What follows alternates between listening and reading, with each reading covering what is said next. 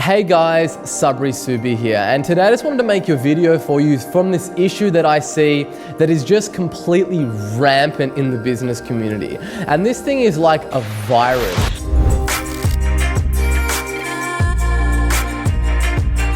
That literally infects businesses and really the founders of businesses, and they don't even know that they have it. And that's this issue of people wearing the fact that they don't advertise or that they get all their customers from word of mouth as like a badge of honor, and they like shine it up and they just walk around with it on their chest just as a complete badge of honor, of pride. Like, you speak to people and they're like, yeah, like I don't advertise, I get all of my customers from word of mouth. And like as soon as that comes out of somebody's mouth, like I know that they're broke, and I know that they're playing down here when they could be playing up here.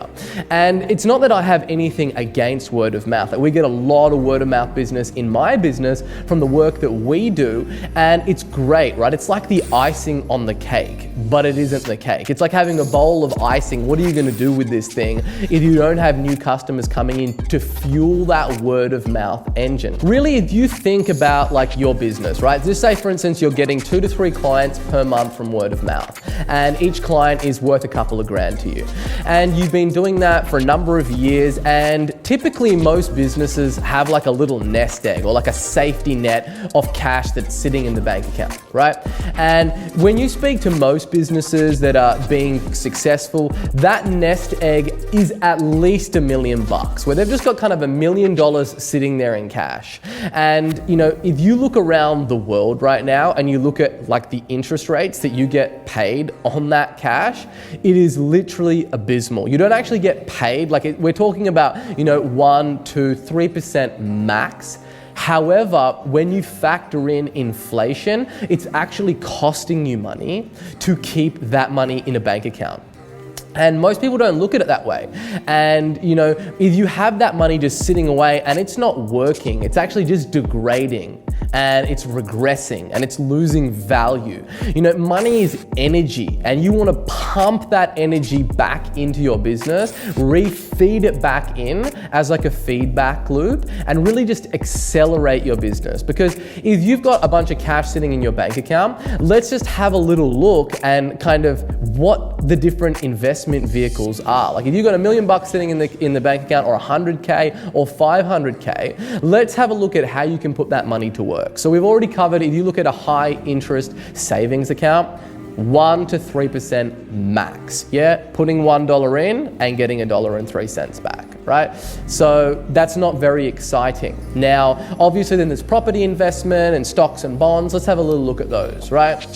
Now, if you look at, you know, property as an investment vehicle, and if you look at over the last 10, 20, 30 years, the average returns are 12%. Now, I know I'm going to have a whole bunch of property people jumping in and hating on this and saying, oh, well, look, my clients get a 200 or 300% return or whatever it might be. And look, that may be the case in isolated incidents, right? Or that might be the case in a certain market. But if you look up, I've looked at the stats, and if you basically have a look over the last 10, 20, 30 years, the average returns are 12%. Now, let's take another one. Let's go, for instance, and have a look at like the stocks and bonds. Like that's a way that you could invest money in and get a return back on that money, right? And typically, if you look at stocks and bonds as an asset to invest in and get a return on your money, you're typically looking at, again, 7 to 9%, right? $1's going in, you're getting $1.07 back or $1.09 back. This isn't the kind of thing that's going to build generational wealth. It's not something that's really going to elevate you to a whole new level. And you know, there are better ways to do it. And that's really by investing in your business, right? There's no other vehicle that can give you the returns to invest in your business. You need to get attention. You need to get in front of your prospects to create an opportunity for more people to buy whatever the product or service is that you're selling. And you know, what is the way that you do that? You do that through advertising, and specifically paid advertising, okay? So, if you can kind of have a machine where you put $1 in and $2 comes back out, or $3, or $5, or $10, like these are not unheard of numbers. Like these are very common in online advertising and marketing and just a general advertising to be getting those kind of returns where you put $1 in and $2 comes back out, or you put $1,000 in and $2, $3, $5, even $10,000 comes back out. So the question that I pose to these people is that look, word of mouth is great and it's a fantastic way to get new clients in, but that doesn't change the fact that if I was in the market for the product or service that you sell, and what am I doing when I'm looking for a product or service, right? Am I going and asking all of my friends and just hoping that they have somebody, or am I jumping onto Google? Well, 94% of people are jumping on Google and looking for products and services. So if you're not there, you are literally invisible to your marketplace, right? So while you're getting the word of mouth, if my wife or my brother or my best friend or myself was in the market for what it is that you do and we jumped onto Google and we couldn't find you, how would you ever get our business? How would we ever be able to become a client with you? And that's a question that I put to a lot of business owners, and they basically just shrug and say, well, you wouldn't be able to find us, right? Now that's an opportunity, right? That's an opportunity that you can take that money that's just sitting there and rotting, and you can put it to work and you can start to multiply that. In my business, if our ads go down for some particular reason, like I am running around these offices like a madman, and I'm like, we need to get the ads live, call our rep, call our Facebook or Google rep, like we need to get back online immediately. Now, that's the mindset of somebody that wants to grow, that wants to push and wants to scale. I'm not looking at if my ads go down for a day or a couple of hours, like, oh, awesome, I get to save some money.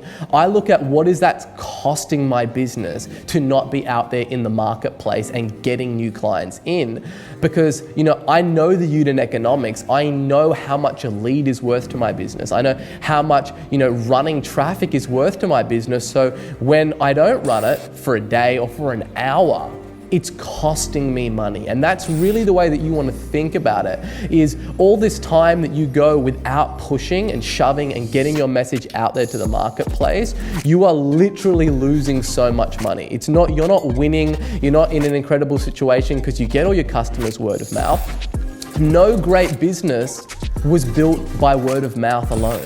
Do you know what I mean? Like that's a lot of a viral loop that gets businesses growing and growing really quickly. But at the end of the day, it comes down to how are you getting that initial customer base? How are you going out there and fueling that fire to come back in, to then it kicks off a lot of word of mouth customers coming in from referrals and other people talking about you in the marketplace. So, we do SEO in our business, we do Facebook ads, Google ads, remarketing, Gmail ads, YouTube, like every single avenue that really you can do. And you're not always gonna get the same return on each channel. Do you know what I mean? And that's okay, as long as you are out there multiplying money. Because growing a business, like if you sit down and actually just think about it, most people have like these esoteric ideas and they're like, how am I going to grow my business? Or I really want to get to this scale in my business.